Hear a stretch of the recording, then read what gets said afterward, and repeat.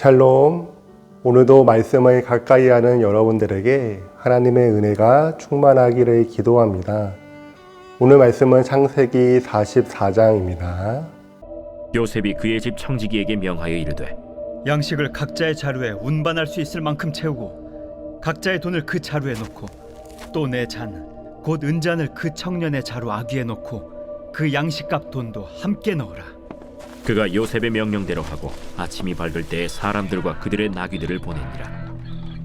그들이 성읍에서 나가 멀리 가기 전에 요셉이 청지기에게 이르되 일어나 그 사람들의 뒤를 따라가서 그들에게 이르기를 너희가 어찌하여 선을 악으로 갚느냐. 이것은 내 주인이 가지고 마시며 늘 점치는 데 쓰는 것이 아니냐. 너희가 이같이 하니 악하도다 하라. 청지기가 그들에게 따라가서 그대로 말하니 그들이 그에게 대답하되 내 주여, 어찌 이렇게 말씀하시나이까? 당신의 종들이 이런 일은 결단코 아니하나이다. 우리 자루에 있던 돈도 우리가 가나안 땅에서부터 당신에게로 가져왔거든. 우리가 어찌 당신의 주인의 집에서 은금을 도둑질하리이까? 당신의 종들 중 누구에게서 발견되든지 그는 죽을 것이오. 우리는 내 주의 종들이 되리이다. 그러면 너희의 말과 같이 하리라. 그것이 누구에게서든지 발견되면 그는 내게 종이 될 것이요 너희는 죄가 없으리라. 그들이 각각 급히 자루를 땅에 내려놓고 자루를 각기 푸니 그가 나이 많은 자에게서부터 시작하여 나이 적은 자에게까지 조사하매 그 잔이 베냐민의 자루에서 발견된지라. 그들이 옷을 찢고 각기 짐을 나귀에 싣고 성으로 돌아가니라. 유다와 그의 형제들이 요셉의 집에 이르니 요셉이 아직 그곳에 있는지라. 그의 앞에서 땅에 엎드리니 요셉이 그들에게 이르되 너희가 어찌하여 이런 일을 행하였느냐. 나 같은 사람이 점을 잘 치는 줄을 너희는 알지 못하였느냐. 유다가 말하되 우리가 내 주께 무슨 말을 하오리이까? 무슨 설명을 하오리이까? 우리가 어떻게 우리의 정직함을 나타내리이까?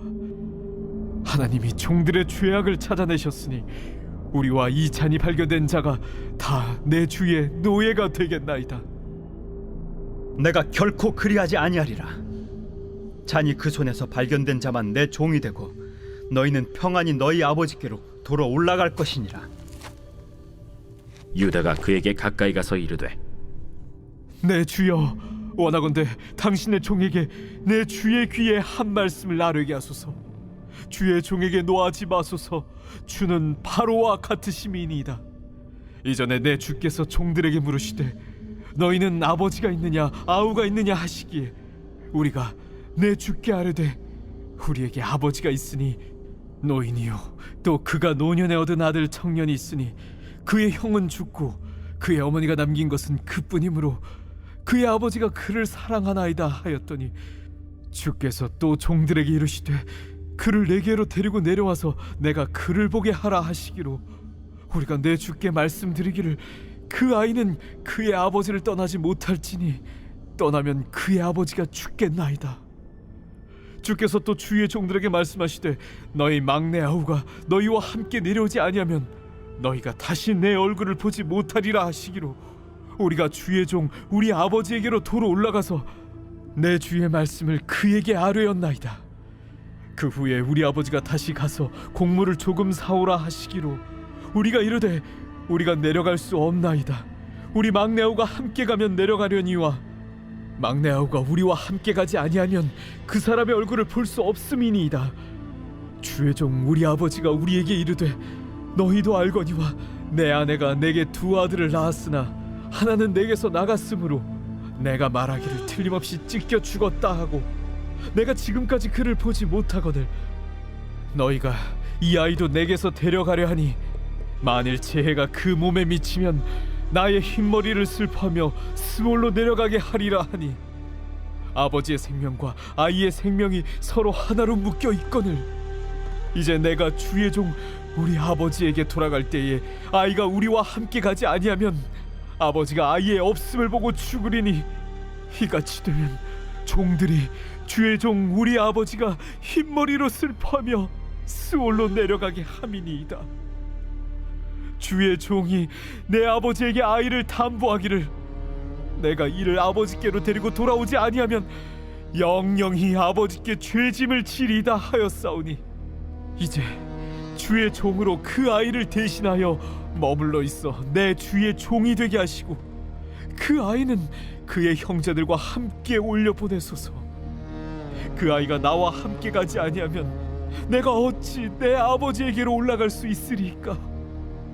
두렵건대 제 해가 내 아버지에게 미침을 보리이다. 하나님께서는 범죄한 아담과 하와에게 여인의 후손에 대한 약속을 하십니다. 여인의 후손을 통해 사탄을 멸하시고 하나님의 백성들을 구원하실 것을 약속하시죠. 즉 여인의 후손은 구원자에 대한 약속입니다. 이 약속이 아브라함에게로 이어지고 이삭에게로 그리고 야곱에게로 이어지죠. 그리고 야곱에게서는 야곱의 12 아들로 특히 유다에게로 이어지게 됩니다. 그런데 유다에게는 중대한 문제가 있었습니다. 그것은 유다가 요셉을 미디안 상인들에게 팔아 넘기는데 앞장에 서는 그런 죄를 지었다는 것이죠. 그래서 오늘 본문은 요셉의 형들이 회개를 하며 특히 그 일을 유다가 앞장서서 함으로써 해결을 하는 모습을 그리고 있습니다. 요셉의 형들과 동생인 베냐민은 양식을 얻기 위해 애굽에 다시 오게 되죠. 그래서 요셉은 그들에게 양식을 줍니다. 그런데 베냐민의 양식 자루에는 요셉의 은장과 돈을 숨겨 놓았습니다. 그리고 형들과 베냐민이 가나안 땅으로 출발했을 때 청지기를 보내어 이렇게 말합니다. 4절에 너희가 어찌하여 선을 악으로 갚느냐라고 하죠. 5절에서도 이것은 내 주인이 가지고 마시며 늘 점치는 데에 쓰는 것이 아니냐. 너희가 이같이 하니 악하도다. 요셉이 형들에게 전하고 싶은 메시지는 악을 행했다라는 것입니다. 죄를 지었다는 것이죠. 요셉의 형들은 이 말을 듣고 어이가 없었을 것입니다. 자신들은 은잔이나 돈을 훔치지 않았기 때문이죠. 하지만 우리는 알고 있습니다. 요셉의 형들의 죄는 은잔이나 돈을 훔친 것이 아닌 자신들의 시기심으로 인해 동생을 죽이려고 했고 그리고 노예로 팔았다는 것이죠. 요셉도 은잔이나 돈을 훔친 것으로 악을 행했다는 것이 아닙니다. 자신에게 행한 형들의 죄를 말하는 것이죠. 요셉이 몰래 숨겨두었던 은장과 돈은 베냐민의 자루에서 나오게 됩니다. 그래서 다시 요셉의 집으로 돌아가게 되죠. 그리고 요셉에게 유다가 이런 말을 합니다. 16절에서 유다가 말하되 우리가 내 주께 무슨 말을 하오리이까? 무슨 설명을 하오리이까? 우리가 어떻게 우리의 정직함을 나타내리이까? 하나님이 종들의 죄악을 찾아내셨으니 우리와 이 잔이 발견된 자가 다 내 주의 노예가 되겠나이다. 유다는 하나님이 종들의 죄악을 찾아내셨다라고 합니다. 요셉의 형들은 은장과 돈을 훔치지 않았죠. 유다가 말한 종들의 죄도 요셉에게 행한 자신들의 죄를 말합니다. 자신들의 죄로 인해 하나님의 심판을 받아 이런 일을 당한다라고 고백하는 것이죠. 즉 자신들의 죄를 지금 자백하고 있는 것입니다. 그리고 그 죄에 대해서 책임을 지려고 합니다. 죄의 값을 받으려고 하는 거죠. 다 내 주의 노예가 되겠나이다 라고 합니다. 자신들의 죄로 인해 이렇게 된 것이기 때문에 자신들도 노예가 되겠다라고 하는 것이죠. 하지만 요셉은 거절을 합니다. 자신의 은장과 돈을 훔쳐간 베냐민만 노예가 되어야 한다라고 하죠. 그러자 유다는 베냐민을 데리고 가야 하는 이유에 대해 쭉 설명을 하고 마지막에 이렇게 말합니다. 33절과 34절입니다. 이제 주의 종으로 그 아이를 대신하여 머물러 있어 내 주의 종이 되게 하시고 그 아이는 그의 형제들과 함께 올려 보내소서. 그 아이가 나와 함께 가지 아니하면 내가 어찌 내 아버지에게로 올라갈 수 있으리이까. 두렵건대 제 애가 내 아버지에게 미침을 보리이다. 베냐민은 형제들과 함께 아버지의 집으로 돌려 보내달라고 하죠. 그리고 자신이 베냐민을 대신해서 노예가 되겠다라고 합니다.